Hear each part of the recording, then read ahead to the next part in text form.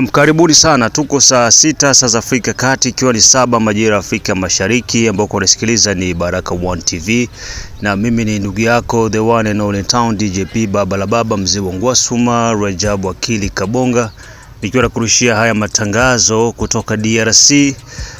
Big up sana kwa wote ambao mko natusikiliza, ndugu jamaa na marafiki kutoka katika kila kona ya dunia. Ni kwamba kwa siku ya leo tuna mambo mengi ambayo tutakwenda kuyajadili, na katika haya mambo mengi tutagusia machache ambayo yamezungumzika kwa upande wa serikali DRC baada ya kuanguka kwa jiji la Uvira, ambako rais alitisha mkutano wa dharura na viongozi wa jeshi, mkuu wa majeshi Jile Banza Mwilambo, pia akiwemo waziri mkuu Bi Judith Suminwa Tuluka, waziri wa sheria, pia na waziri wa ulinzi na waziri wa ambaye anahusika na haki za binadamu, na ili kuweza kujadili ni nini ambacho kilisababisha Uvira ikaanguka. So kuna vitu ambavyo tunaona kama ni maskarade ambayo iko inafanyika tunaweza kusema hivyo. Baada ya kuanguka kwa Uvira tunaulizana ni nini kilifanyika. Sasa Goma ilianguka, tulizane ni nini kilifanyika. Ushaelewa? So kuna mambo hapa ambayo tukiyafuata kwa ndani yanakuwa yako na akili zingine. Mtu anauzia kwamba Sekomsi kuna mchezo ambao uko unachezeka na Kishasa, kama Kishasa imeitupa Est ya Kongo, lakini tunaweza kusema tukalaumu, tukatia kuna kitu hapa kikubwa ndani. Na kuja kuanguka kwa Uvira, kwa upande mmoja kwa gisi naanza kuona Sekomsi kuna mtego hapa ambao ulitegwa. Licha ya tulishambuliwa na drones za Rwanda pamoja na mercenaries kutoka Ufaransa na nchi zingine za Umoja wa Ulaya ambazo zinaiunga mkono M23 na RDF ya Rwanda, kuingia kwao Uvira yalikuwa ni makosa makubwa ambayo walifanya, kwa sababu baada ya wao kuingia Uvira dunia nzima imesimama. Jamii ya kimataifa imesimama, Marekani imesimama, imepaza sauti. Wakongomani wengi wamechoshwa na Marekani, wamechoshwa na Umoja wa Ulaya, wamechoshwa na Nations Unies, yani wamechoshwa kabisa kiufupi na tabia ambazo wazungu wako wanazionyesha vis-a-vis na Wakongole. C'est comme si gisi tu tunakufa milliers de morts, wao haiwaambii kitu. Unaona? Ukiangalia genocide ambayo ilifanyika Rwanda na Kongo ni tofauti sana. Kongo washa kufa wengi, lakini still bado serikali za kimataifa hazioni. Na yote ni kwa sababu gani? Ni kwa sababu wana vitu ambavyo wanavipata maslahi. Nitakuzungumzia ambacho alizungumza Trump juzi tu hapa baada ya kuanguka kwa Uvira. Anasema kwamba huu mkataba ambao umesainiwa kati ya Kongo na Rwanda ni mkataba ambao utakwenda kuanza ukurasa mpya Kongo na amani ya kudumu Kongo, lakini inahitajika kuweza kufanyia kazi kwa undani zaidi. Na hapa tutakwenda kusikia baadhi ya matamshi yake ambayo aliyatamka yeye kama kiongozi wa nchi ya Marekani. Tofauti na hivyo, pia tutagusia kulingana na mashambulizi ambayo yalifanyika maeneo ya Fizi kati ya Twirwaneho, Red Tabara na M23. Wao walituchukulia Uvira na sisi tumewapiga bilalo mbili na tumewatwanga sehemu zingine huko kwenye milima ya Nyanja ya Juu. Hizi ni taarifa ambazo utazifuata tu kupitia Baraka1 TV, na wala msio na wasiwasi, msiwazie kwamba tumezima, tupo na tuzidi kuendelea kuwapeni taarifa kutoka mashariki mwa Jamhuri ya Kidemokrasia ya Kongo. Ili kuanza kupata habari zetu, like pia subscribe Baraka1 TV. Tuko pia Facebook pamoja na TikTok, like na follow page zetu, ndivyo tutakuwa kwanza unapata haya matangazo kila wakati. Tuanze na ili swala la mashambulizi ya Twirwaneho, Red Tabara na M23 ambayo yamefanyika huko kwenye milima ya Nyanja ya Juu. Jeshi la Burundi likishirikiana na FRDC waliweza kuanzisha operation ya drone pamoja na Sokoi. Sasa watu wanajiuliza kwa nini hii Sokoi haikupiga Kamanyola, haikupiga Mbuplena na Ruzizi, inaenda kupiga kuo plateau kule ambako hakuna umuhimu sana. Lakini ndo mipangilio ya kijeshi jinsi inavyokuanga inaenda hivyo. Maeneo ya plateau, armée burundaise, armée congolaise na FR na wazalendo maeneo ya Rusanguku pamoja na Belalumbili. Mashambulizi yalikuwa ni makali mno, ambako majeshi hayo ya muungano yaliweza kufanya kazi kubwa kwa kuwatoa magaidi wa M23 hayo maeneo, na hivi kwa sasa hivi hayo maeneo yanashikiliwa na viongozi wa majeshi ya muungano wa FRDC, wazalendo pamoja na jeshi la Burundi. Drone pamoja na Sokoi ziliweza kupanda na hivyo kuweza kufanya kazi kubwa ambayo licha wengine wataiona kwamba sio kubwa, lakini kwa sisi ambao tunaona kwa macho mawili ni kubwa. Unaona hawa jamaa jinsi hawajashuka huku, kungali kuna unafuu. Unaona? Kungali kuna unafuu kwa sababu hawa ambao wako barabarani ni rahisi kuweza kuwaondoa na kuwarudisha, lakini hawa ambao wako huku milimani, hawa ndio wabazi hadi, kwa sababu hao ndio tunajuana nao. Hapa milimani tunajuana nao, wengi tumesoma nao, tumekoma nao, tumecheza nao. Kwa wao kushuka huku chini inakuwa ni tatizo moja kubwa sana, tena kubwa la kipekee. So kwetu inakuwa iko na umuhimu sana kuwazuia hao jamaa hapa juu wasishuke. Hawa wa barabarani wao watakuwa hawana shida kubwa, kwa sababu muda si mrefu nafikiri niko naliongea hili kwa kuamini kile ambacho kimefanyika kwenye Baraza la Umoja wa Mataifa. Kwa hiyo kwa upande wa Fizi na Mwenga, hiyo ndio hali ambayo ilitokea, na majeshi yetu kufanikiwa kwa kiwango kikubwa kuweza kuwaweka vibaya hawa ambao ni magaidi, ambao pia ni washirika wa M23. Tukizungumzia sasa kuhusiana na ile ambalo limefanyika, ambalo kila mtu iko anawekea macho yake na kutaka kujua ojiste ni nini ambacho kitakwenda kutokea. So kuja kwa Uvira imekuwa ni mtego. Kuna mtego pale ambako umekuja umewafanya wao waweze kuja kuingia Uvira. So serikali ya Jamhuri ya Kidemokrasia ya Kongo baada ya kuanguka kwa Uvira walikaa chini na wanajadiliana. Mkuu wa majeshi ameulizwa maswali mengi, kwa nini Uvira imeanguka, tumekosa nini? Lakini alichojibia ni kwamba Uvira tuliweka kila kitu sawa na mambo yote yalikuwa sawa, lakini kushindwa vita ni mipangilio ambayo siamini ama sielewi nini ambacho kimefanyika. Kwa sababu si mnakumbuka kwenye taarifa zetu za nyuma hapa tuliwaambia kwamba mkuu wa majeshi alikuja na alienda Kufro, akaenda kuwatia morali wa soda kule Kufro, baadaye akarudia. Hilo tulizungumzia, na ni kweli alikuja. Ye kutoka tu na muda mfupi mambo yakaanza kuharibika. Sasa nini ambacho kilifanyika? Nini ambacho tulikosa? Tuko tunatengeneza vikosi vipya ambavyo vilienda kusaidia, na pia tunatuma vikosi sehemu zingine ambazo vitalinda maeneo ambayo hayajaanguka, ili kuweza kumaintenir situation na kuhakikisha kwamba FARDC ambayo ilishuka maeneo ya Fizi wanaweza kujireorganize tena na wanarudi salama kwa nguvu kwa ajili ya kwenda kuokoa maeneo ambayo yamekwisha kuingia mikono wa magaidi wa M23. Kwa analizi zangu mimi ambazo naweza kusema ni kwamba hii ni neema yetu, ni bahati yetu, wala sio strategie militaire ya bakomanda yetu ya force armée. Hapana. Hii hapa ni Mungu ndo alipanga ikuwe hivi. Hebu tega sikio. Kila kitu kinakuwa kiko na sababu yake. Lakini jambo likikutokea kama binadamu, jua kwamba kuna sababu maalum pale. Unaona kuanguka kwa Goma na kwa Bukavu, Nations Unies haikuweza kujenkete kama gisi inajenkete kushite ya Uvira. Amerika haikuwahi kujiprononcer ouvertement kwamba Rwanda ndio iko na agresser RDC, Rwanda ndio iko na militaire mu RDC, Rwanda ndio iko na soutenir na RDC na kucoordonner hii mashambulizi. Amerika haikuwahi kusema, lakini cette fois-ci États-Unis inasema kwamba ni Rwanda, na France pia jana le 12. Burundi pia hapa inasema kwamba hii Rwanda akijaribu tena kutupa kombora mu Burundi directement la guerre ouverte. Unaona?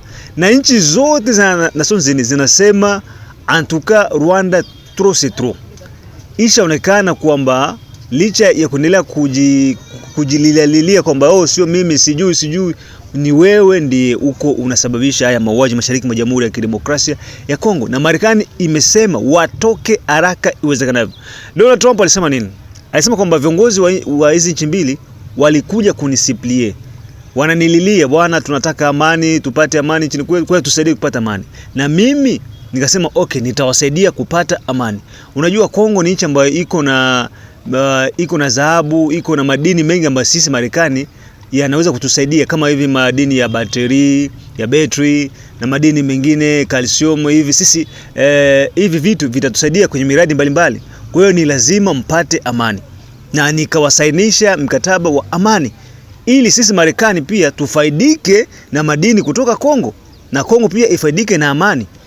Kitendo ambacho Rwanda imefanya kuvunja ule mkataba ni kitendo ambacho hakita kubalika na hakita angaliwa kwa ukaribu. Ni lazima kiangaliwe kwa ukaribu zaidi, na ni lazima pia serikali iweze kuwajibika.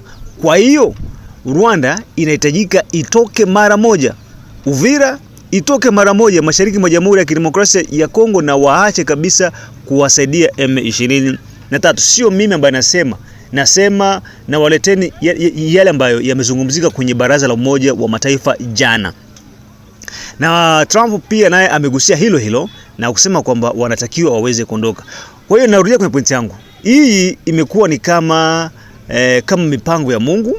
Uvira ianguke kwanza, kisha baadaye ikuwe libere par force divine. Inawezekana hivyo.